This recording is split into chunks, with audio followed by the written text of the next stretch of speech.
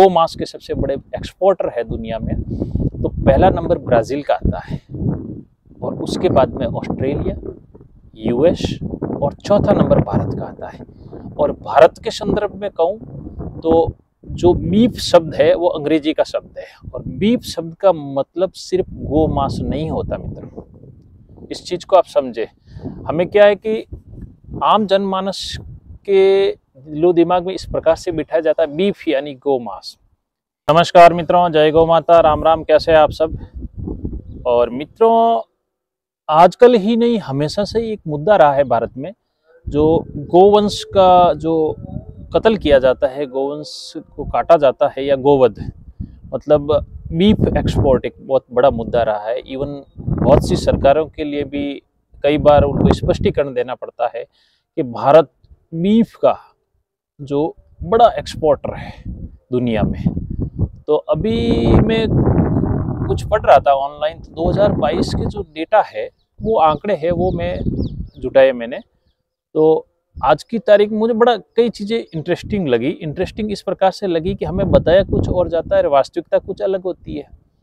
मैं ये भी नहीं कहता कि गोहत्या नहीं हो रही है अब देश में, लेकिन अगर कहूँ तो पिछले कुछ वर्षों में या 7-8 वर्षों में कहूँ तो गो हत्या बड़े पैमाने पर रुकी है। हाँ, कहीं चोरी छुपे छिटपुट तरीके से या होती है वो अलग विषय है, लेकिन ऑफिशियली सरकारें इस चीज़ को, देसी गोवंश के कत्ल को प्रमोट नहीं कर रही है। कम से कम सरकारी वेबसाइट तो इस बात का दावा कर रही है और सरकार का स्टैंड भी क्लियर कर रही है। और इसके कुछ जो वर्ल्ड लेवल के जो डेटा है, जो पूरे विश्व के आंकड़े हैं, अभी मैं मित्र हूँ ओमान में। ओमान मिडिल ईस्ट का एक मुस्लिम कंट्री है और यहाँ पे क्या है कि मांस यहाँ के खाने का मुख्य अंग है।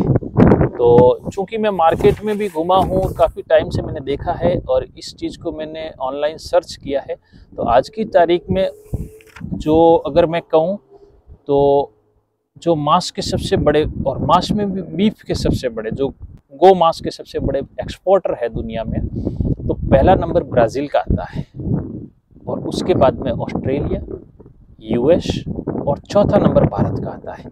और भारत के संदर्भ में कहूँ तो जो बीफ शब्द है वो अंग्रेजी का शब्द है और बीफ शब्द का मतलब सिर्फ गो मांस नहीं होता मित्रों, इस चीज़ को आप समझे। हमें क्या है कि आम जनमानस के दिलो दिमाग में इस प्रकार से बिठाया जाता है बीफ यानी गो मांस।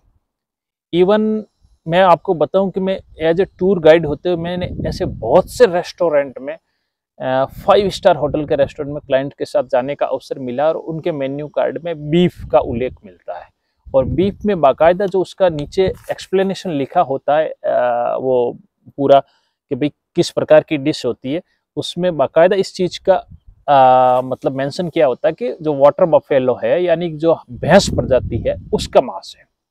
क्योंकि अभी भारत में लगभग बड़े क्षेत्र में और लगभग स्टेट में, चाहे साउथ से लेकर नॉर्थ से ले लो, बहुत सारे स्टेट में जो गोवंश है उसकी किलिंग पे, स्लॉटरिंग पे बैन है और कुछ स्टेट में है ये, उस पर बैन नहीं है। मैं मानता हूँ वहाँ पे होती होगी, लेकिन फिर भी एक्सपोर्ट के लेवल पे जो भारत सरकार के नज़रिए से देखा जाए तो उनकी, ये मैं वेबसाइट का लिंक भी आपको दे दूंगा डिस्क्रिप्शन में, आप पढ़ लीजिएगा। बिल्कुल स्पष्टली मेंशन लिखा है कि जो भारत की जो भैंस के मांस की है वो विश्व में डिमांड बढ़ी है और इसके बारे में ये भी है कि भारत में भैंस के जो स्लॉटरिंग है उसको लेकर सामाजिक या धार्मिक तौर पर भी विरोध नहीं किया जाता है जितना कि गोवंश के स्लॉटरिंग को लेके किया जाता है। तो ये अपने आप में, ये लाइन है अपने आप में एक सबूत है कि भारत सरकार का स्टैंड क्लियर करती है कि वास्तव में स्थिति क्या है, कि वो गोवंश को जो स्लॉटरिंग को है प्रमोट करते हैं या नहीं करते हैं। अभी की तारीख में है वो भारत से जो एक्सपोर्ट हो रहा है वो गवर्नमेंट के आंकड़ों के अनुसार देखे, सरकारी आंकड़ों के अनुसार देखे तो सिर्फ और सिर्फ वो भैंस का मांस है। जो गो मांस है वो नहीं कह सकते क्योंकि सरकार का स्टैंड इस पे क्लियर है। हाँ, अब ये कई लोगों का तर्क होता है कि भाई आप ऐसा करके ये नहीं कह सकते हो गायों के वो नहीं होता, भाई चोरी छुपे होता है, इलीगली होता है, उसको सरकारी तौर पे कंट्रोल करने की जरूरत है, लोगों की जागरूकता से कंट्रोल करने की जरूरत है, वो मैं मानता हूँ।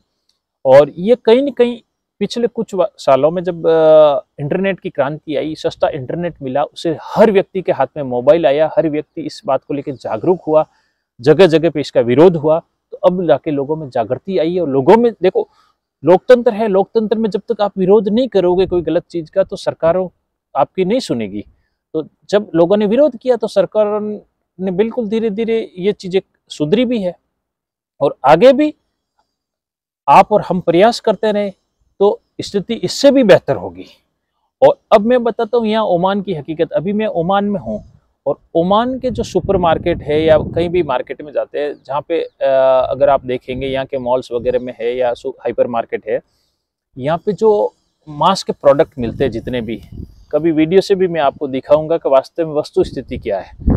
यहाँ पे ज़्यादातर लोग क्या है कि देखो, जो समुद्र के किनारे यहाँ सबसे बड़ी पॉपुलेशन रहती है। अगर ओमान का नक्शा देखेंगे आप तो इसके बड़े बड़े शहर है समुद्र के किनारे ही बसे हुए हैं, बीच में जो है डेजर्ट है, वहाँ पे बहुत कम पॉपुलेशन है। तो समुद्र के किनारे ये लोग सी फूड ज़्यादा खाते हैं, यानी कि ये जो मछलियाँ वगैरह जो भी है अलग अलग प्रकार के वो खाते हैं। और भेड़ बकरियाँ यहाँ पे ज़्यादा खाई जाती है मीट के नाम पर, जो मांस के नाम पर। लेकिन मार्केट में जो यहाँ इंपोर्ट करके जो यहाँ पे जो मांस के प्रोडक्ट आते हैं वो ज़्यादातर आते हैं अभी ब्राज़ील और चाइना से। इंडिया और पाकिस्तान का जो बफेलो मीट, उसके ऊपर पैकेट के ऊपर मैंने पढ़ा भी है, उसको देखा भी है कि स्पष्ट मेंशन रहता है कि buffalo meet produced in India और पाकिस्तान, ये लिखा हुआ पैकेट के ऊपर। और ज़्यादातर जो आजकल मुर्गे का मांस यानी चिकन और जो बीफ है वो ब्राज़ील और चाइना से आ रहा है यहाँ पे मेनली।